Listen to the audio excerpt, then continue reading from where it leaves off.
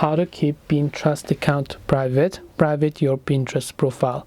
Hey everybody, welcome back to the channel. In today's video I'm going to guide you on how you can keep your Pinterest account private, so make sure to watch the video till the end.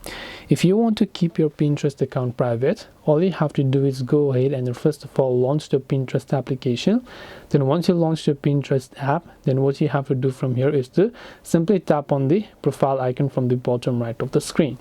Once you've done this, just tap on your profile icon from the top left of the screen, then just go to profile visibility. From here, you want to simply turn on this option here that says private profile and simply tap on it. Once you turn this on, your Pinterest account will get hidden, and as a result, you'll be able to go ahead and then save them and make it private. So hope this video helped you. If you have got any more questions, feel free to also leave them down below in the comment section. Thank you for watching till the very end of this tutorial, and see you soon in the next video.